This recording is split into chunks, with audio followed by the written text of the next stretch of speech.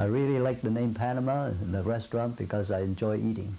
I started work in 1930 at the Panama. I wouldn't recommend it for everybody to live above the place of business when you're young. But in the mid-30s, it was different.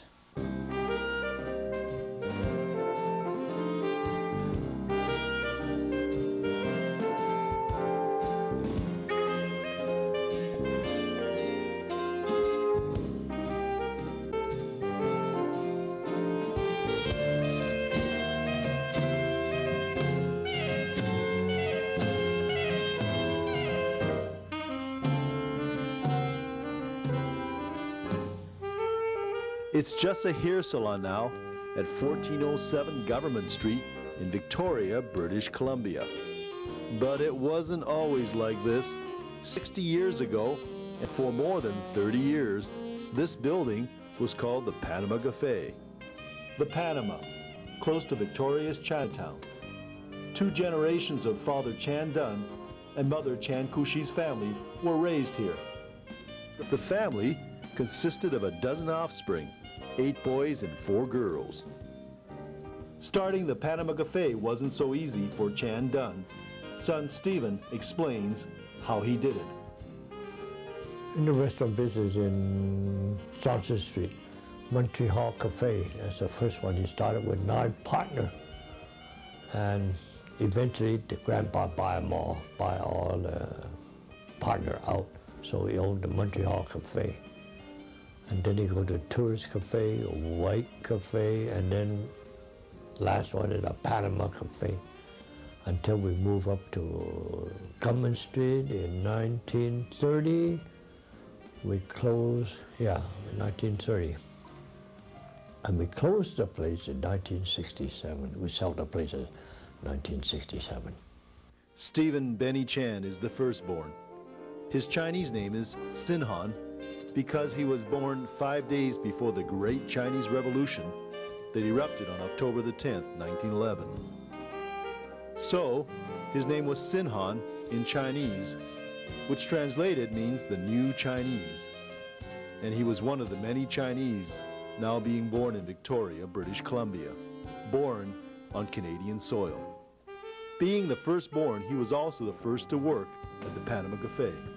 I started work in 1930 at the Panama. I was a cook, and my uncle do all the cooking. And we always have roast beef, pot roast, corned beef, and what else, fish, and hamburger. But chicken is too expensive, so we don't serve chicken very much. We really seldom. Pork is cheap. So it's a family meal, you know, all workers come and eat. And the meal was cheap. I think it was 20 cents, 25 cents a meal with soup, bread, meal, dessert, and coffee. But it's a turnover that make money. It's not, you know, one meal. So all the brothers working there. Phil was a waiter and managing outside. And Ira is waiter. And then later on, Al was a cook in the kitchen. Roy was a cook in the kitchen. And Ira was in the kitchen in the first place, and then he went up to waiter. One of Stephen Chan's brothers, Philip Chan, the second born, remembers starting at an early age too. When I was 14, I was working with my dad in the restaurant, doing whatever he wanted us to do. Such as on Friday night, we would help scrub the floor and peeling potatoes. When I was 18, my dad required somebody to help to look after the front end of the restaurant. Front end of the restaurant means the dining room, helping doing waitering work, and also cooperating with the other staff, like the waitresses. The main man behind all this activity at the Panama Cafe was Chan Dun himself. Stephen Chan remembers what he did. My dad worked there, and he's a baker. He makes bread. And that's how we learned it, to make bread too. But when he was on Government Street, he don't do any cooking because we have 3 cooks there. So he just make bread, and I have to go down and make pie, you know, all the dessert. But actually Dad make all the bread, that's all.